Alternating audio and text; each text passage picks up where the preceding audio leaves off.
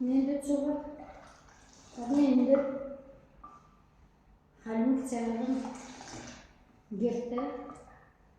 Orada köyüne geldi bası çağırdım, namsan çağırdım girmiş gerek oldu da. Bana girdi. Немножко кежахнадың удар жолу. Тигат ода библиотека тигат чағын тәлір кежахнадың.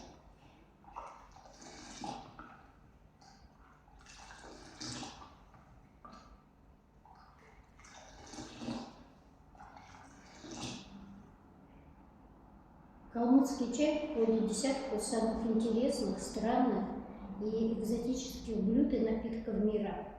У нас калмыцким чаем встречают новорожденных детей, встречаем все мероприятия, которые проходят, у нас начинается с калмыцкого чая. Даже если человек уходит в мир иной, тоже провожаем калмыцким чаем. Первую порцию мы всегда наливаем божества. Здесь вот я соорудила импровизированный алтарь. И первую пиалу мы всегда ставим на алтарь. На алтаре у нас всегда горит лампадка.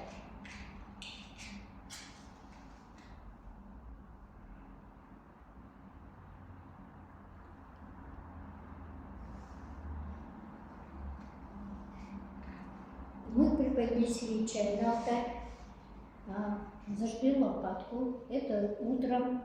Кто во сколько просыпается, кто в 6, кто в 7. Вот таким образом начинается утро в настоящей калмыцкой семье.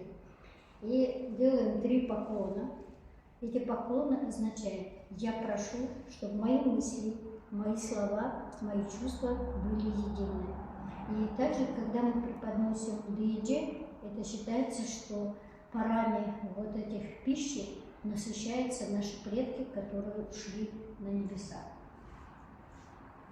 Далее, первую порцию чая мы всегда наливаем главе семьи, если семья живет своей семьей. Да?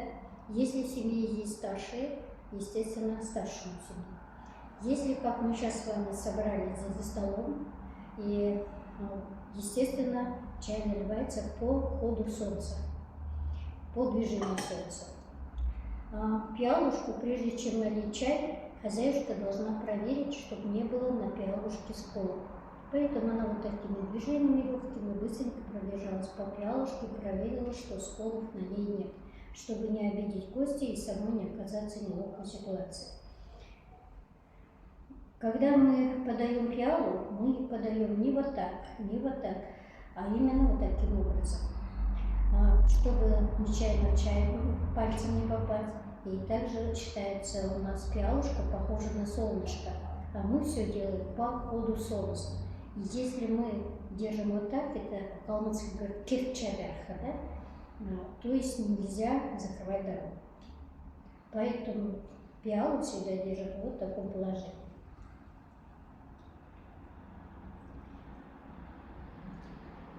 Первую пиалу мы подаем гостю или старшему семье всегда в руки. Тот, кто принял пиалу, он говорит благопожелания.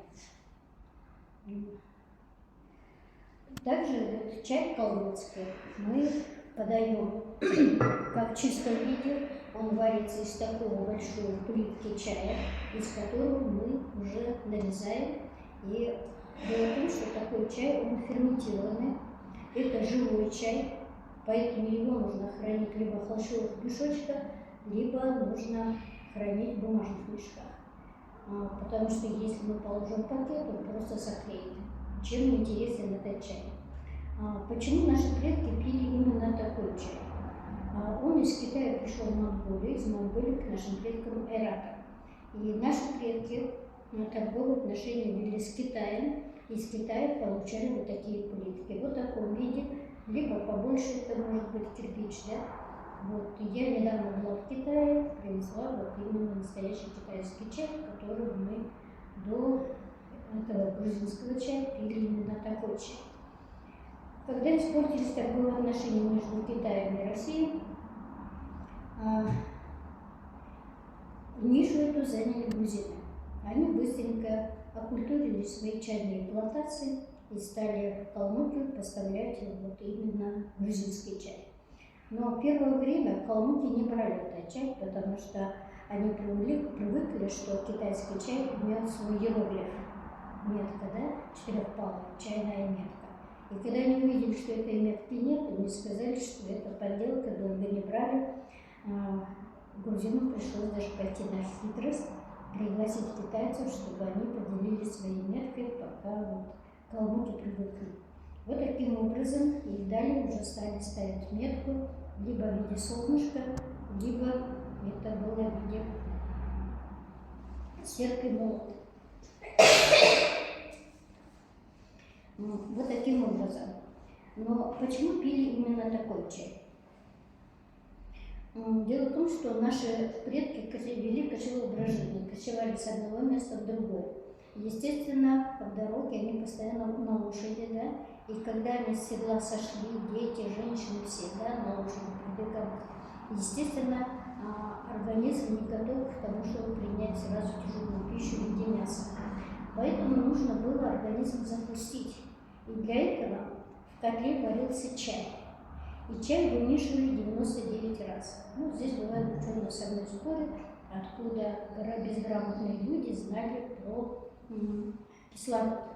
Но когда вот вымешивали 99 раз, чай становился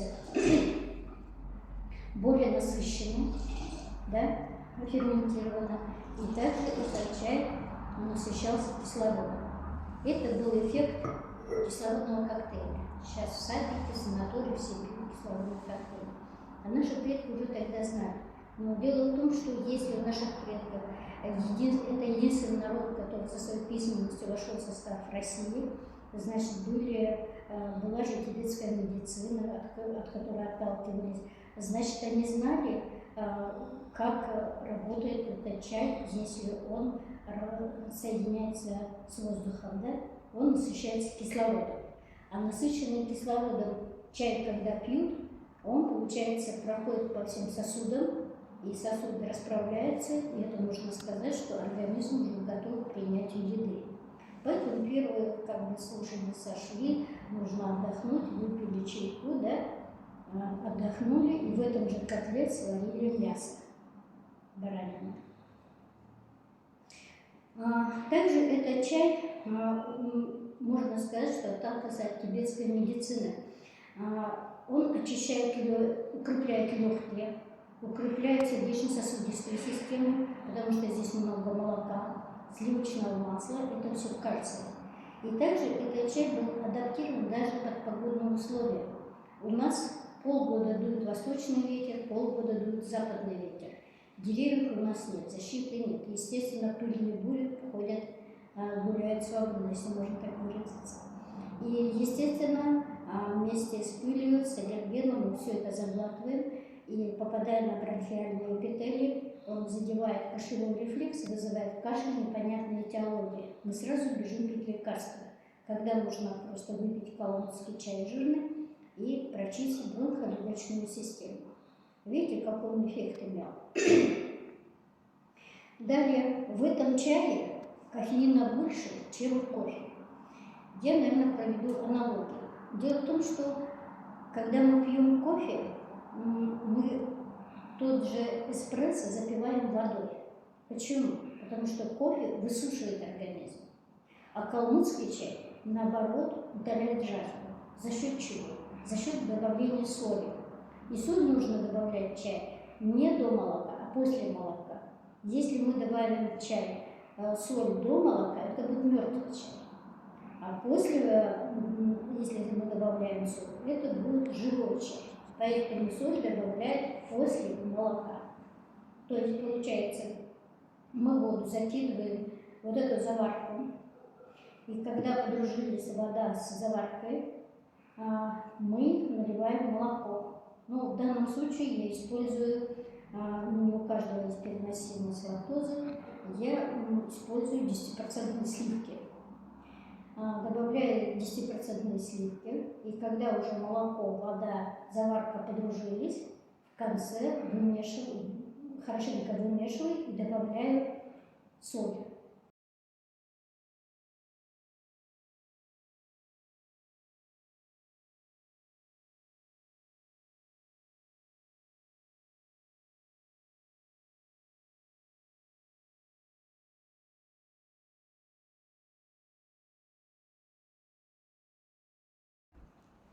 Выборы жана игат меня царин диртырсын кезечный же шира дурчу уже улан чираган харылысчы мусаган күрүче улан зандын царин уже гем шалту гуга данда жуга күхта шурта насын авартаган энтеруга сен сяхан манна тингир рухын оман делгирөлжү сен сяхан бахытын олун рухын ашатха